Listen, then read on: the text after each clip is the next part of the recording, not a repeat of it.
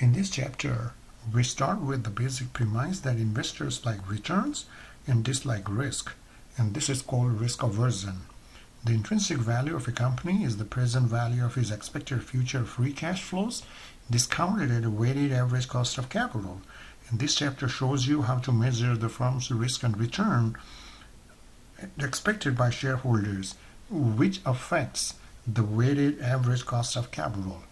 All else held equal, higher risk increases weighted average cost of capital, which reduces the firm's value. So this chapter we will focus on how to measure risk and return, what is standalone risk when it comes to portfolio, which consists of set of assets, how to measure portfolio risk and return, and also we'll talk about CAPM and security market law, which is used to estimate risk and return. So what are investment returns? Investor returns measure the financial results of an investment. Return may be historical or prospective, that is anticipated, and can be expressed in dollar terms or percentage terms. Now the example in the next slide, these slides will show you how to estimate the dollar returns. It's simply the difference between the dollar value, and percentage return is the difference in the dollar value and the initial amount that you invested. So the investment return we identify, but what is the investment risk? Investment risk is the fluctuation in the investment return. So there is a chance that return will fluctuate, and risk is only when there is a fluctuation. If there is no fluctuation, there is no risk. So the risk is exposure to the chances of earning less than expected. Right? If the rate of return is more than expected, probably that is good for investors. But when this is less than, there is a greater chance of return. Far below the expected return, greater the risk. And this is a scenario for the 10-year zero coupon bonds over the next year. So it's a treasury bill scenario, and those scenario with the probability and the return in a scenario. So the worst case scenario, there's 10% possibility that return will be negative 14%. In the best case, the probability 10% probability or 0.10 probability that the return will be 26%. And this all adds up to 1, that you know that probability can never go greater than 1. So this is the distribution for the scenario, and there's a discrete probability because the event is distinct with a different scenario, and these are here 5 scenarios, and this is an example of a continuous probability distribution where the value can be any, and the return can be measured by multiplying the probability with the return in the given scenario. Right, so that will help you. So if you hold the return in the economy, and if you have those different scenarios, what will be the average return? So the average return is a sum product of probability times the return. And if you use Excel, there's a function called sum product.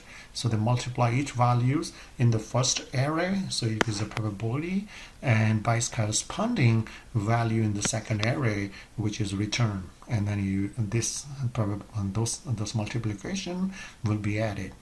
All right, and this shows the probability distribution for 2 investments. Which one is riskier? Can you judge? Now this is riskier because it has a more spread. You can see the fluctuation here is wider, the return, so this is riskier than the thinner curve.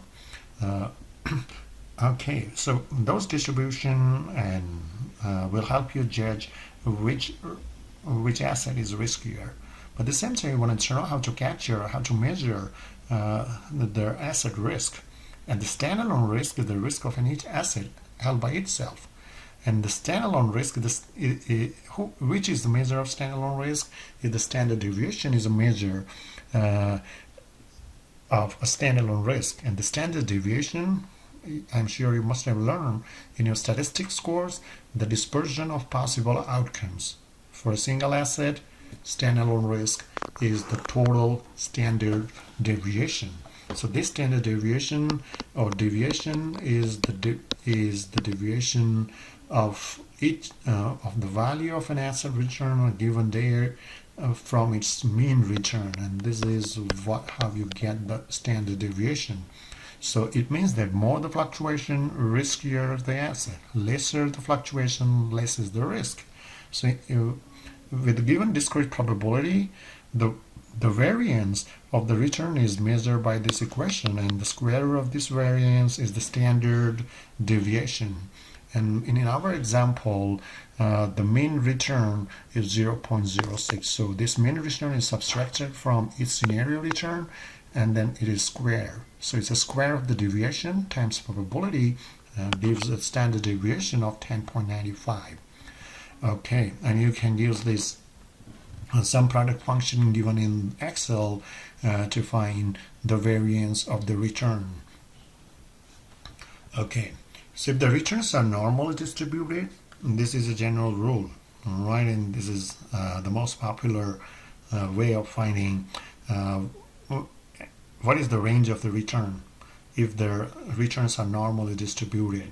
So outcome will be within plus or minus 1 standard deviation of the expected return 68.26% of the time. So let's say if your return is 6% and standard deviation of 10.95%, right? So there are 68.26% probability that return will be in the range of 6% plus or minus 11%. So 1 times standard deviation. So the range of the return will be from -5 to 17%. And that will also give you, there are 95.46% probability the return will be in the range of x bar plus or minus 2 times standard deviation. And that knowledge will also helpful you to find the range of values that fall between x bar plus or minus 3 sigma, 99% probability of those values to fall between x bar plus or minus 3 sigma. So when you're comparing the investment, this is how you capture and measure the standard deviation or the risk of an asset, and you compare the investment standard deviation, and the asset with the high standard deviation considered to be the asset with the risk, more risk. But high risk doesn't mean that you should reject the investment, but you should know the risk before investment, and at the same time you should also expect to know the return. And when the asset is riskier, you expect more return from the asset, right? So how do you calculate? We know to calculate the risk and also the return, but to calculate risk and return, what period should you use to estimate the risk and estimate the return? Let's say you wanted to invest in Apple, then what is the reliable data period to find the risk and return?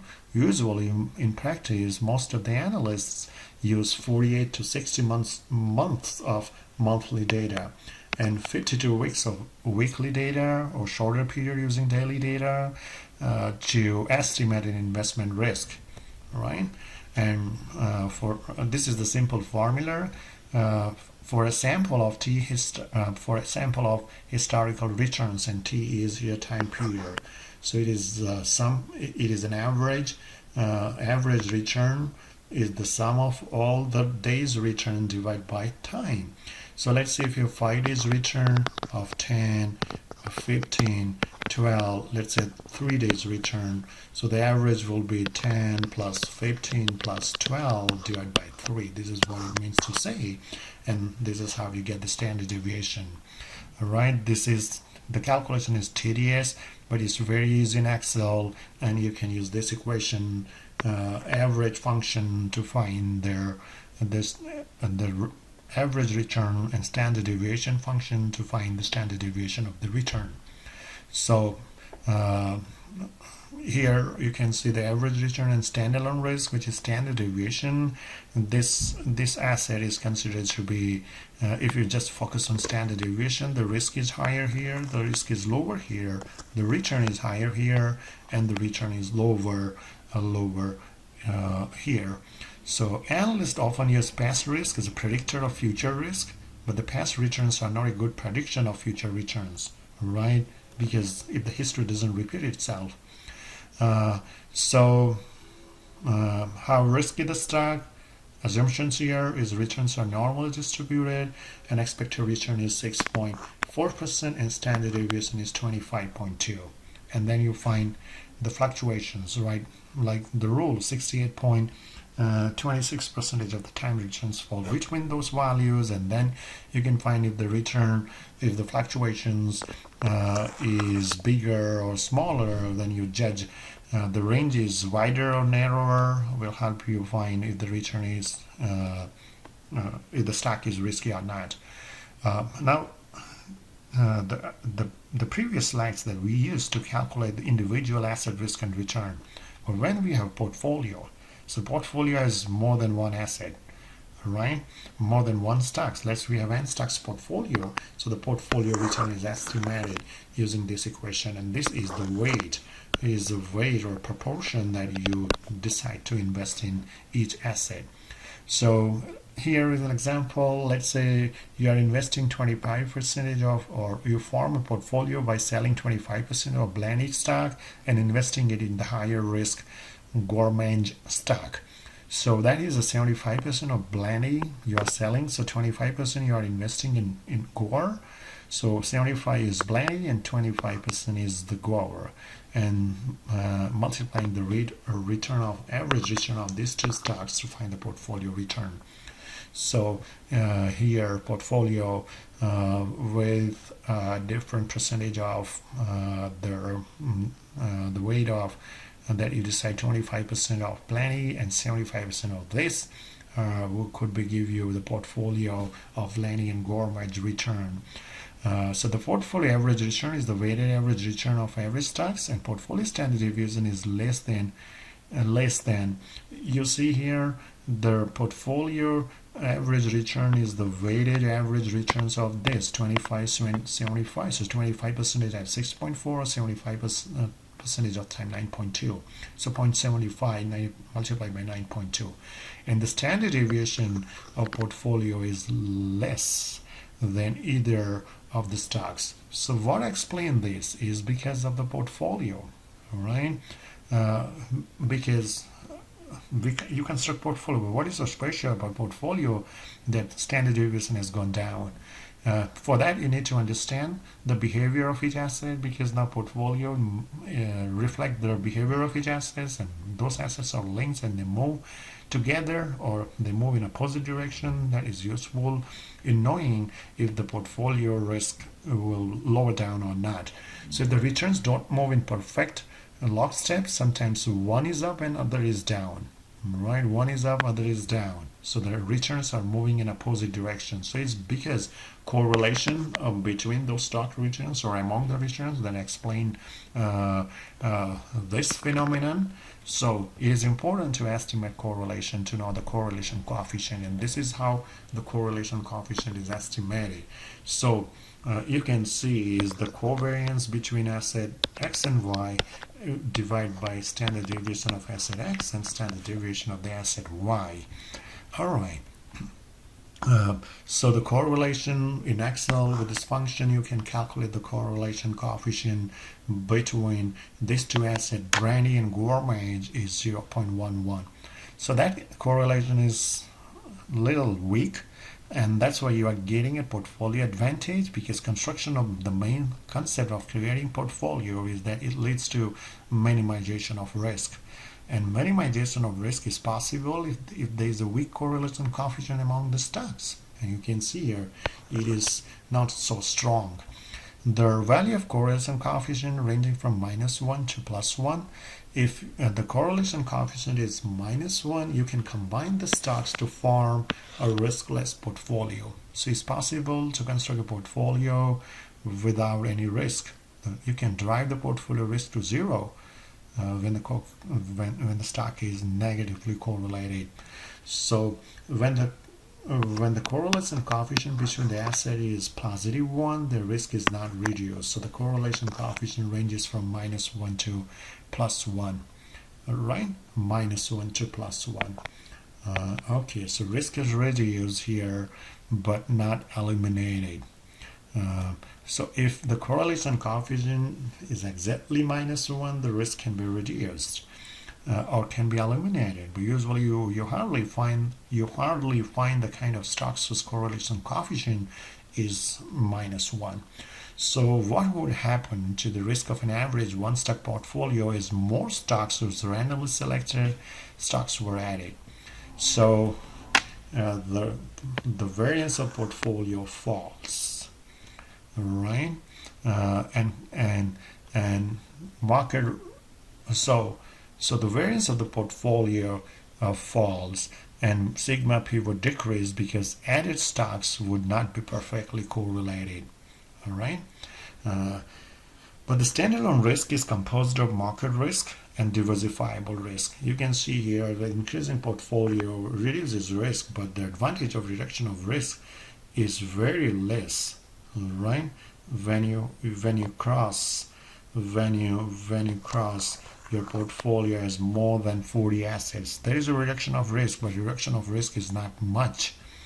So what I explained the standalone risk is a market risk and diversifiable risk. So what is the difference between standalone market risk and diversifiable risk? Market risk is a part of total standalone risk, and that is the market factors like economy, political factor that affects the market risk, and diversifiable risk, the firm specific risk, which is diversifiable. So the uncontrollable factors, these factors which are uncontrollable, that contributes to market risk.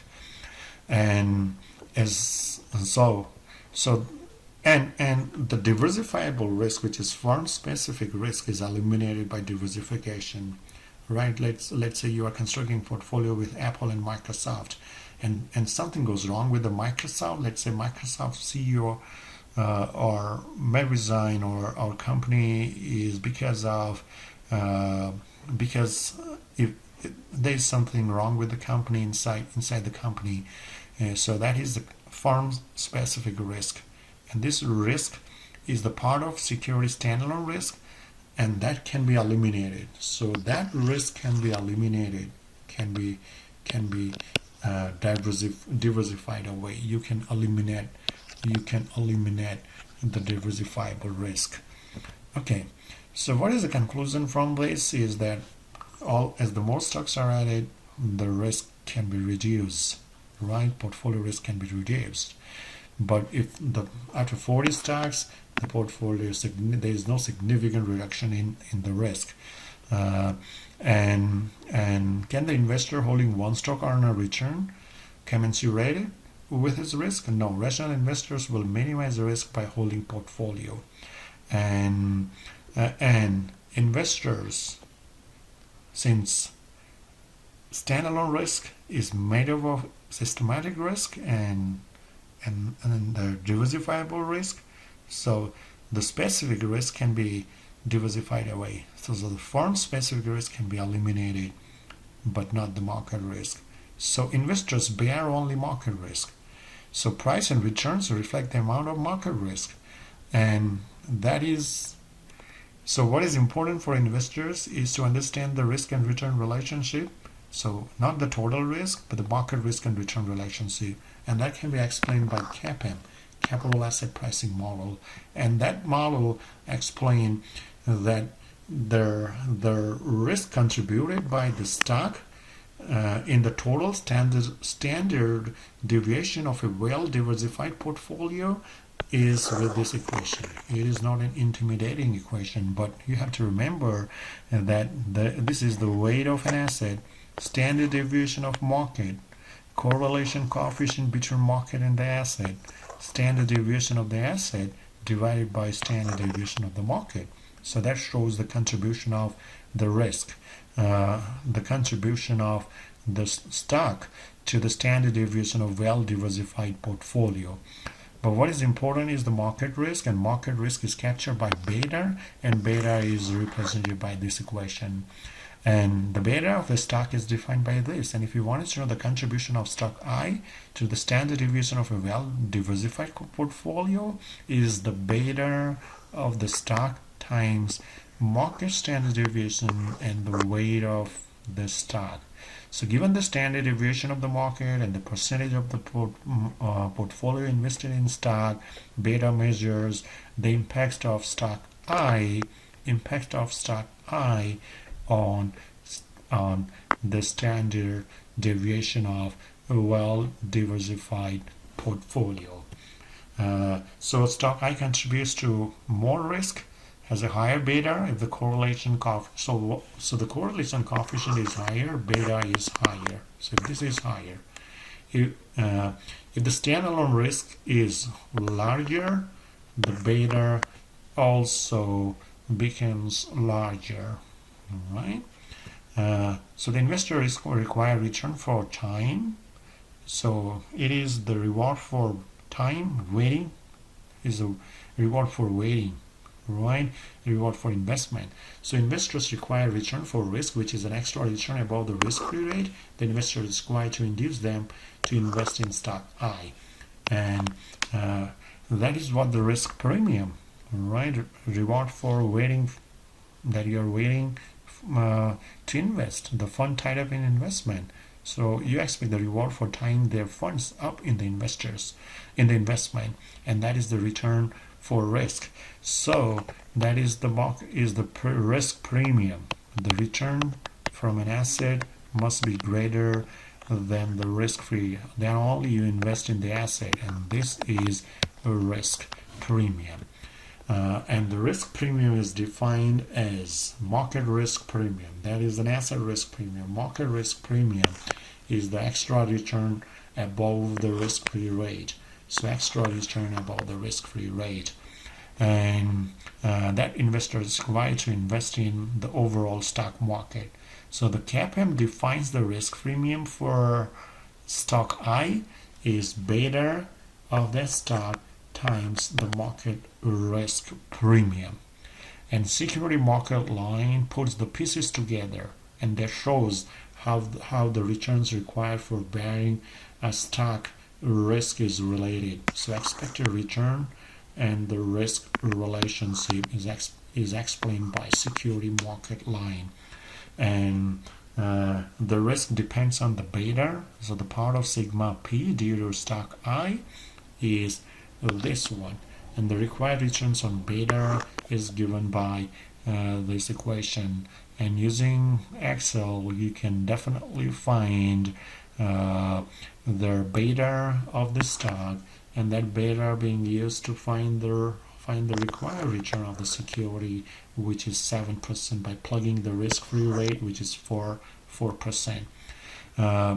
Let's use this SML and compare the risk and return of different stock. And the beta of average stock is 1, which is by rule, right? Beta of the average stock is 1. So if the beta is greater than 1, it is more sensitive and riskier. If the beta is less than 1, it is a low risk stock. All right, so beta of average stock is 1. So the company's beta is 1.3. How do their required return compare with the blendies? So the average return is 9. If it is 1.3, is 10.5, 0.6. So as you know, that as the beta increases, expected return also increases. So the blended stock contributes less risk to a well-diversified portfolio than gourmand or the average stock. So the blended investors require a lower rate of return because the risk is lower.